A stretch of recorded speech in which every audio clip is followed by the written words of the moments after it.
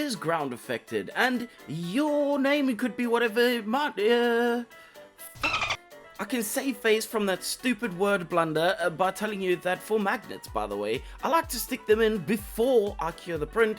That way it kind of helps to shrug and hold them in when it shrinks a little bit. Also, when it comes to straight swords, I use a little bit of blue tack inside of the curing station to keep the thing straight while I cure it. I use this on both sides, and then I don't have any problems. This is Groundeffected, my name is your dad, and that was a load of information before we even got into the first minute of the video. That's the kind of thing you get around in these parts. By the way, I do want to mention that this video was sponsored by Abe 3D. I will tell you more about them later, but for now let's get into painting of the Breezy butterfly, Psylocke, which is from the Marvel Rival games, apparently. I've never even heard of this character. I was asked, by the way, if I could paint this character, and as this is one of my first commissions in a very long time, I figured I might as well show you how I go about making something like this. Now, of course, there are a bunch of little flowers that are attached to her body, and bows and little weird little accessory things, so in order to keep those nice and organized, I labeled my sticks. This way I knew where these parts went later,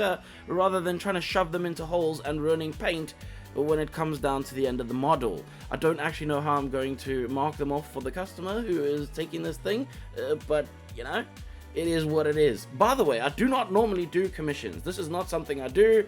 It is just a character that I thought looked really interesting to me. There was a lot of things on here that I haven't really covered too much of in my channel, and we'll get to those a little bit later in the video. So hopefully you enjoy this, because I actually enjoyed making this model, and there was a lot of really cool things involved in the making of this model. Now, the first, obviously, most important thing to do is get primer down on your model before you even start painting it. But what I spoke a lot of words over was painting over the clear bit, which is on the base, and for that I literally just used fluorescent paints and put a gloss clear over the top and put it aside to dry, because that is it. I don't need to do any more work to it.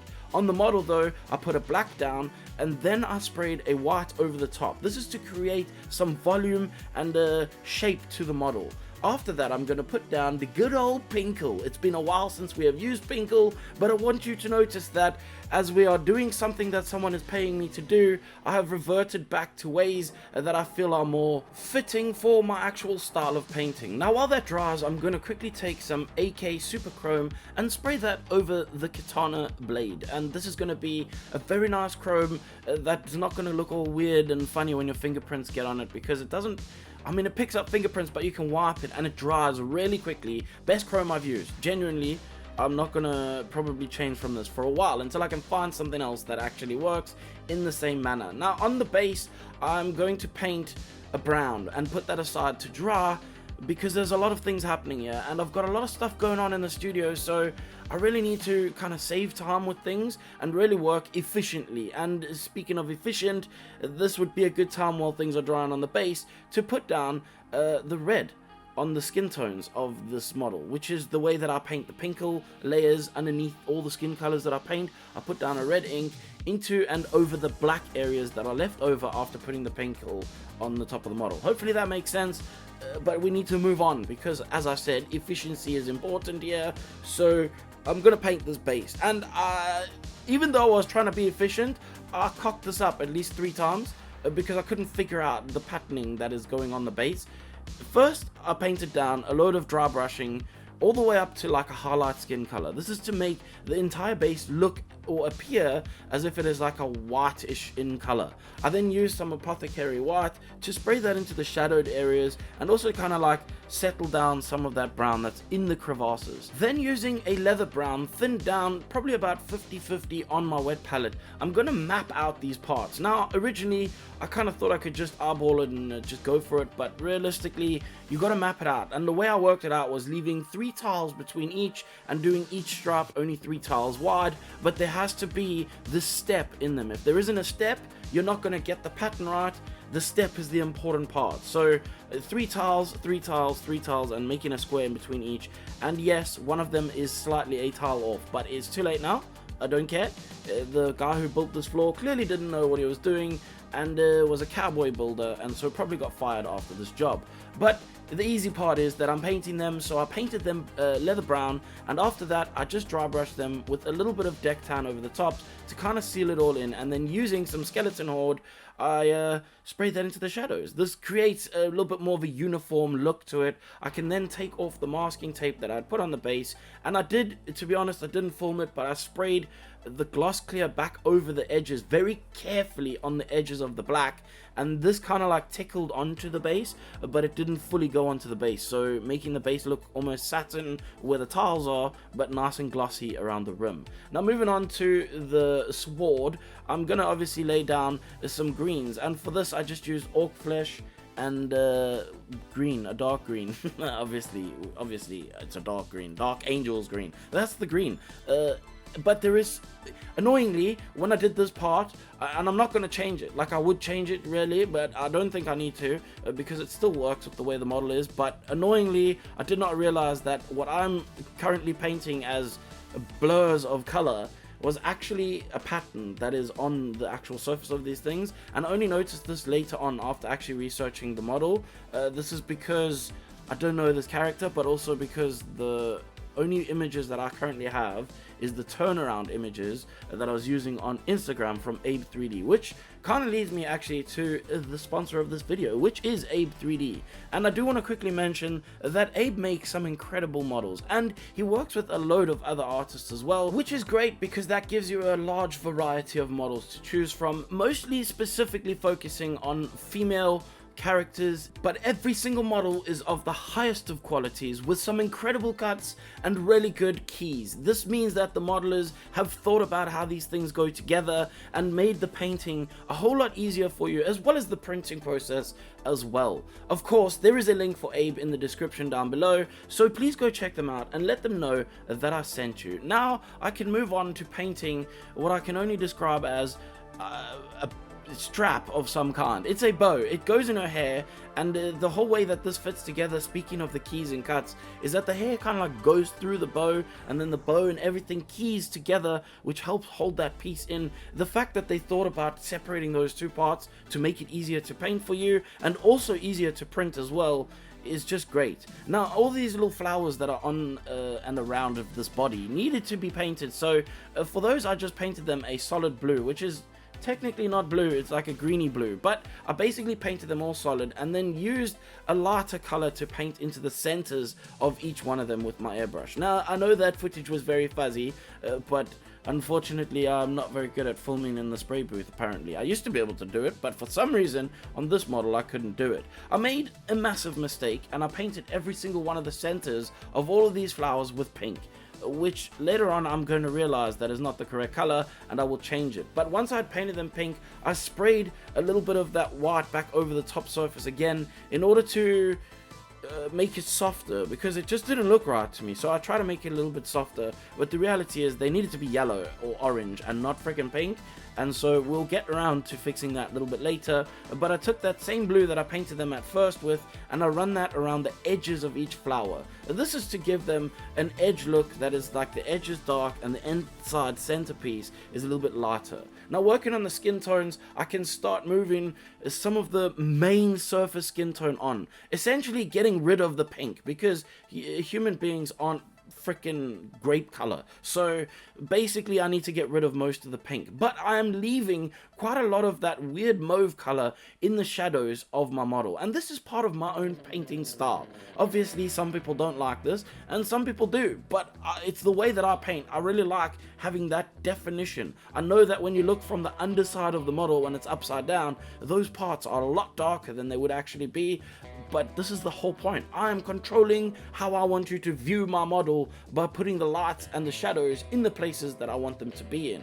Now, one thing I haven't been doing for a while is putting a little sticker on the bases of my model, and this is just due to the fact that I don't have the sticker paper in my shop, nor the printer that can print on these sticker papers, so I have to go next door to ask my neighbor for them, and I feel bad that I keep doing that. Now with this sticker paper though, I will print it and then I will spray it with a gloss clear over the top, very lightly, not too much, but just a little bit, just to protect it a little bit more than what it actually currently is. And I can move on, now that the skin tones are dried, to adding some highlights onto the skins. And at this point, I'm really kind of just focusing on kind of changing the tone of the skin tone itself, but at the same time, I'm still focusing on only the highlight areas. Again, due to efficiency, I'll put those aside to dry, and while they're drying, I'll quickly paint the hair for this model. This is only the fringe and also the ponytail, of course, because I can't really touch the hair on the top of her head until the skin tones are actually done. Now I can get back to the skin tones again, and I went with a little bit of sunny skin tone at this point to try and bring back some of that yellow into the skin, as the skin starts looking a little bit dead with the lighter colors that you tend to use from whatever skin tone painting set you may be using. And speaking of it looking a bit dead, I'm going to use Orcish Dermis about 50-50 with water in my airbrush to try and bring back some of the pinkness that is inside of human skin tones. And with this, I'm going to spray it mostly into the bendy areas and into the shadows. This kind of covers up a little bit of that mauve that I have left behind when I left that color behind while painting the other skin tones. And as you can see, this creates a really nice blend between skin tone and shadow.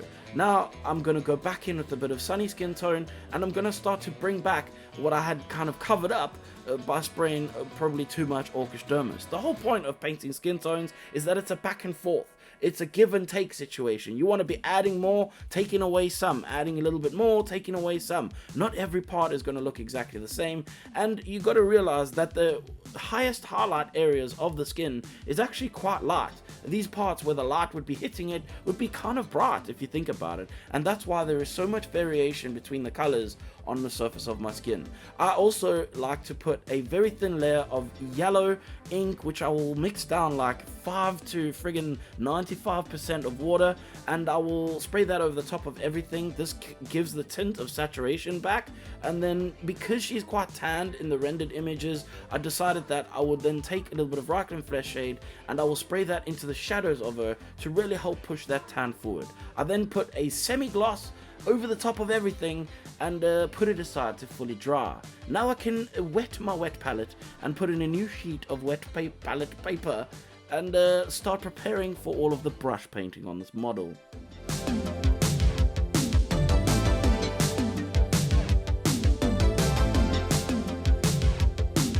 My first step is to use this light emerald, and what I'm going to do with it is paint all of the little strap pieces. There is a singular strap that goes around the top of her thigh, but also over on her sandals there is some little soft padding strap that is inside there, and for that I just painted it solidly with that light emerald color. Now I'm going to take these two pinks and mix them together to make a pink in between of the two pinks, because the color that I specifically wanted is not actually there, and I kind of want this like bubblegummy pink for this exact model. I don't want it too dark, and I don't want it like a baby soft pink either. Annoyingly, there just isn't in my collection of paints one that matches this. Probably one on the shelf in my shop, but I'm not going to go down and take a new paint just for something that I can mix up, which means that you should also try to mix things if you don't have it. It's not that you have to actually buy the paints, you can mix paints as well. For those of you that like to complain about the fact that you don't have enough paints and that you can't find it, we know you can mix them. We all know you can mix them. It's just easier when you've got the color in a bottle and you can pour it out and you don't have to mix it again later, which by the way I had to do with this. But I'm getting a little bit distracted. Anyway, for these sandals I painted like a whitish color over them, which was like a cream white or something like that, and then I sprayed apothecary white into the shadows. This is because that is like a gray color but also white at the same time, and I can spray that in the shadows, giving it some depth without taking away from the whitish color. I also painted her toenails with pink, and then I put a gloss clear coat over the top of the toenails too. I can take my time now to paint obviously the arms, because the legs are pretty much done at this point, so it's easy to move on and paint the arms. Obviously that's exactly how progression works, and I did exactly the same things for the legs, but except this time it was on the arms.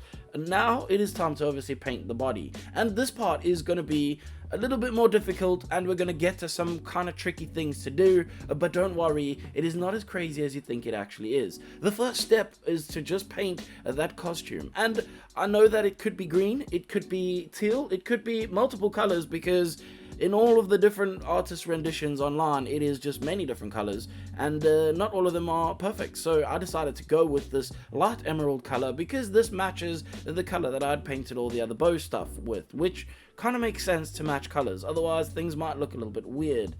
Also, after I'd painted that swimsuit, it was the time that I realized that the pink against it just looked a bit weird, and this is why I needed to repaint the centers of every single flower using a yellow ochre. The reason I went with yellow ochre is because for whatever reasons, ochres cover very well. So if you're looking to paint yellow over something, well then try to go with the yellow ochre, and then you can lighten that yellow ochre up with some yellow later. For the top jacket, I don't know what it is, the freaking pink thing, I painted that with pink. Imagine that. And this is the same pink that I mixed on my palette, which by the way I had to remix because I ran out of it, and which kind of meant that the color changed slightly.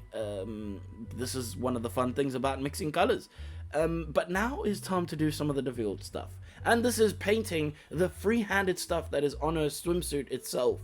For this, it's really not that crazy. Don't get freaked out by it. All you have to do is just look at the pattern and try to draw it. Now, of course, that's easy for someone who can draw to say, and probably not easy for someone who can't draw to do, but the reality is that I can draw. So if you can't draw, well then you might need to practice drawing, and the easiest way to do this is to just practice these shapes on a piece of paper. I pretty much practiced some of these shapes on my table with the paintbrush before I even painted them, and then when I was happy and satisfied that it was going to be easy enough to do, I literally just wiped them off my table. Because it's acrylic paint, you can do that, but really, don't freak yourself out about this. You can paint these things on very carefully. Just take your time doing it, and the trick with this is to use a very sharp brush and also add a bunch of water into your paints. You're gonna have to do a couple of layers with this, but as you may notice, I haven't changed or added any shadows or highlights onto the colors of the swimsuit at first. This means that you can come back and cut back on things. So if you make a mistake, you can literally paint that blue back over the area and then start again, which, to be honest, I had to do when I was doing these pink things, but you won't even notice that because I haven't put any shadows or shades on things yet, which you can add later, and we'll get to that when we get to doing the jacket, jersey, whatever the thing is that is over the top of everything. Now on the flowers, what I decided to do was mix a little bit of fluorescent pink into the pink to make it a little bit brighter. That's all that was the difference between the paints there, and now I can move on to the jacket, jersey, whatever the thing is, and paint the details that is on there, which is literally just kind of like petal shaped things, sort of, in a way. I mean, they're not really that hard to do. Just make sure the paint is flowing, and very carefully but surely take your time and do it. Obviously, if you have any of this pink over on your palette, if you make any mistakes, you can just paint over it again and just do the white thing again. And that's pretty much how I progressed with this. I didn't make any mistakes on the pink section, but I did make mistakes on the swimsuit section. Now you can add shadows. Once you've got everything in, now is a good time to add shadows, because that shadow will go over the white as well, helping to blend things in, making it look a little bit more natural and not so stark over the top of the surface. I chose only to highlight, or should I say shadow, the jersey thing and not the swimsuit itself, because I figured there was enough shape and definition in everything going on that it was not necessary to go overboard like this. I then put all these little bits together and stuck her in the base so that I can then move on to painting her head, because now that is all that we've got left in an ideal world. But obviously it's not an ideal world, and of course I had realized that I forgot to add the darkened edge around the jacket, jersey, jumper thing. This helps to create a little bit more depth, and I could have just decided not to do it, but I really thought that adding it just helps give a little bit more depth to that depth of things. Obviously, I mean, it's pretty obvious at this point, but also remember when I said it was time to do the head? Well, that was also a lie, and it was actually time, in fact, to paint some of the accessories on this model. And in fact, as we speak, I'm looking at the sword sheath, and it has not been painted yet, and I need to paint this before I even get the hero shots done on this video. But we will not worry about that. That is a problem for me and not for you. I can put the sword into her hand and move on to painting the rest of the model. So I usually use a Magos purple for the lips because it's nice and soft and doesn't look too stark across the skin tones. However, this particular model has quite a dark lipstick, so I added a bit of purple into that just to make it actually be more purple. Obviously, I then used some plain Magos purple into the eyes, and I put that in nice and thick so it goes in the crevasses. And while that is drying, before I can even do any work on it, I need to let it dry, so I'm gonna just paint the hair. And for the hair, it's just straight up purple with a brush, very carefully making like brush stroke hair kind of looking things on the sides of the head and around the back as well, particularly where the hair strands would be, and then I can literally just color all in that patch in between. It's like I'd put the outlines down to save me from making a mess later. Now, some really difficult parts about this thing, and a little bit of a pinchy bum moment, is spraying a bit of Talisar blue onto the corners of her eyes. She has quite a complex makeup system, so it requires blue on the edges, on the outsides, and then a pink on the inside edges, as well as it needs some highlights on the underside of her eyes. And for this I used the brightest of the skin colors that I had on the skin tones itself, and I carefully painted a very thin line on the bottom of her eyelids. And then I can set my attention to the eyebrows, which I'm going to literally just use Psylocke brown to paint over them pretty much solidly. They are sculpted on quite thickly, so they're not really like the hairy kind where you want to just paint little strokes on them. It works out well enough to literally just paint straight over the top of them. I'm then going to put black over where her mascara would be. So basically her eyelashes needed to be painted black on the tops and bottoms of them, and this is to set up for a little bit later when I paint the sclera on the insides of the eyes, which I need to maybe clean up some of the black that I might have messed up while doing this. However, luckily in my case I didn't make any mess ups, and it was easy enough to just pretty much place all of the whites into the insides of the eyes. And for this I use a highlight skin color, which you could just use a cream white or an ivory white or something similar to get a similar result. It is quite a white stark look to the eyes, but I quite like that look personally myself. Now, this model also has some additional makeup by markings on the side of her face, which is in kind of the shape of a butterfly, which again is a difficult thing to do if you are afraid of doing a little bit of freehand, but like I said, just you can't fix this if you make any mistakes. So hopefully you practiced on the skin on the costume earlier, because this part you can't really fix up by just touching up anything. But really, if you're just careful about it and take your time, the shapes are easy enough to do. I can't really give you any other advice other than just do it. Like, what's the worst that can happen? It's gonna look a little bit squonky donk, and well, people might laugh at your model, but if they do, well, then you have free reign to punch them in the throat, probably. I don't know. I'm just gonna move on to telling how I painted the eyes, and really this is quite simple. I painted a dark blue with a light blue dot in the center of that. Now, Psylocke's eyes are not actually blue, but for this character they had changed her eye color, which was kind of throwing me off a little bit, because when I looked up a eye color I was looking for a purple color, but apparently this character has blue eyes, so I painted them blue. And if you have a problem with that, well, there is instructions about that at the end of the video. I also put a black dot in the center of them for the pupils, and a white specular highlight on the outside and tiny little one on the inside, before setting about painting her hair. Now, her hair is not just purple on its own, it is actually multiple colors. It has blue, purple, pink, and a bunch of shades in it. So the way I achieved this look was just by painting the dark blue that I used for her eyes very carefully into stripes over the top of her head. And by very carefully, what I mean is I literally just painted some stripes, some coming in, some coming out. That's about it. There was no real thought to where these were going, other than just making sure they were not right on top of each other, and there was a fair enough gap in between things so that purple and pink and everything could show all together. Once I was done with this layer, I then took a Magos purple and sprayed that into the shadows of the hair itself. This is to help create some more depth, but I also took a little bit of pink and I kind of edge highlighted some of the little stripes on her hair as well. And now that's done, I can then build the hair and put it all together. Basically, there's a little thing that goes in the back, a clip thing, and then the bow attaches to the hair itself, which then all slides all together, and the fringe just slots in as well. And this is a good time for me to now put the head on top of this model, and then of course now, because I had taken the hand, I put that on top of the model, and then I can call this one done.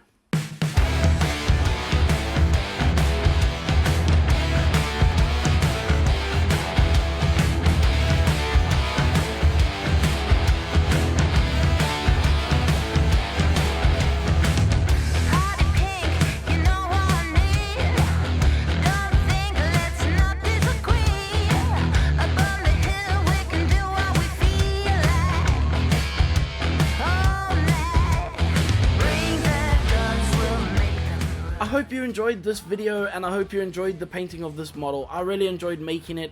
Genuinely, I was really excited when I saw this one. Like I said, I don't often take commissions from people. This is because my schedule is just so full, it's almost impossible for me to find extra time to be able to make these commission stuff. Luckily, these two fell together where the commission and the sponsor were happy to work together, so in this case, the stars aligned. A great model with a great circumstance, and I'm very happy that it did, because I'm actually really happy with how this model came out, and it also gave me an opportunity to show you some things that I don't normally do often on this channel. Now, of course, this is the time of the video where I must say a massive thank you to everybody who watches, but very importantly, a even bigger thank you to those that support me over on Patreon. If you were wondering what colors it was that I used, or you could not remember what the color was and you didn't want to search through the video, well, Patreon is a place for you, because every single model from a certain point, by the way, not from like 3 years back, but recently, for the last few months at least, every single model has got a color palette that goes with it, so that you can literally print it out and figure out what paints you're missing or need for your collection. Now, it is a very important part of the video, and this is the part where I get to tell you that if you didn't like anything you saw in this video, I really don't care, and you should probably f*** off.